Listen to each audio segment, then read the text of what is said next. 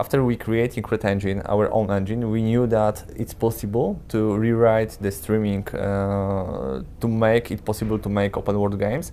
And we knew in The Witcher 2 that we missed only the freedom of the exploration. And I think that it was a good job, but we missed these huge locations and fresh breath of the players, because they was put into the story and they couldn't just run away and do something else. And now players can explore the world how they want to, and they can explore the story how they want to. I actually remember talks during the production of The Witcher 2 about why not implement a horse, Because we actually could do that, but the landscapes were not big enough, to really experience the horse. So we thought that for the next game it would be really cool if we could have those mechanisms in game, Because fans very often wrote on forums that, always in the books Geralt has his horse, he always called Roach. So it was an important element of the books, right? So we thought it would be cool to have it. We are players also, and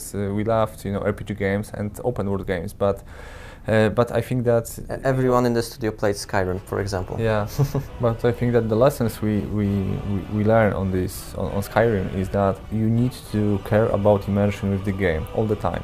You can't show that you got some generic solutions or generic stuff in the game. And in Skyrim, it was generic. You could make the same quest a few times, and every time NPC didn't spot that you make it for him previously.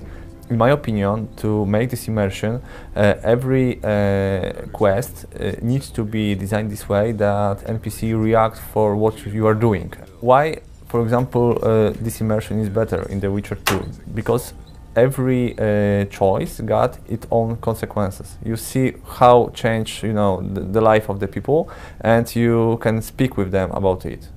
Sometimes they are, angry on you. Sometimes they are happy with what you are doing, but you see that they live and they can be real.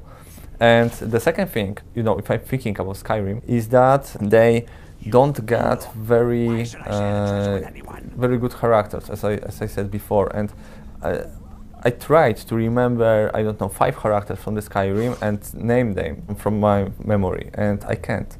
Because this storyline is very generic, and exploring of the world is cool, but I think that they missed it. And for sure, we need to learn from them how to make open world, how to make this feeling of open world, how to build the world to make these huge vistas, and in the same time fill it with dungeons or adventures or stuff you can do in this world. But I think that when we combine it with our knowledge from the previous games, it will be, perfect RPG. In my opinion, they did a great job of making those really good vistas and very good, spots on the location that when you see them, you feel the motivation to go to that place and, explore it. For example, I always have in my head this picture that when I leave this first episode of the game, and go into open field and see a city, probably, I think it was called Whiterun, in the middle of this, plains, and you saw that mountains in the distance with clouds around them, It really gave you this feeling that this world is huge, right? The problem is combining a cinematic experience, right? So, for example, those really well-directed dialogues, cutscenes, which has to take place in a certain spot on the location, right? With freedom and, not making boundaries for the players, because that's always an issue if you do the story-driven game. I played few games that tried to do that. For example, Fallout New Vegas. They had a really good storyline, in my opinion, and they had their own open world.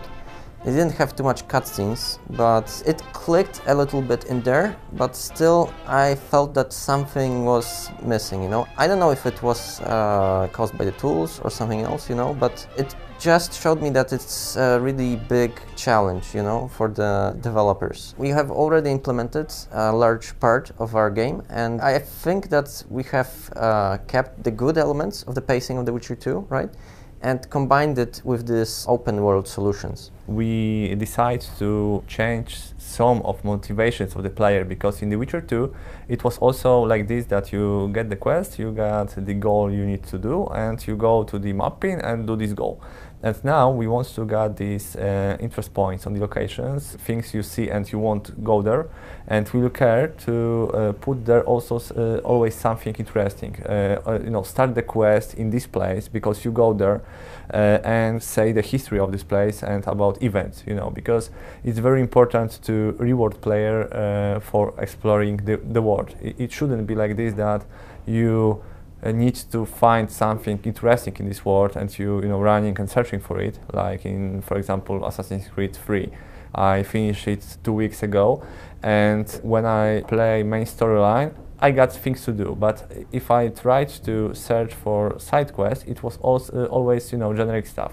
I didn't get this immersion in this world because of it. Well, you know, we were making the Cyberpunk game, Yeah. an open world game, and it's not a coincidence really. We hope that it's like with The Witcher first. We opened Pandora Box now, but we create tools for making open world games. We get experience how to make it, and we'll try to upgrade our experience and our games, you know, in the future. And everyone likes open world games. I think it's, you know, we should go this way. You know.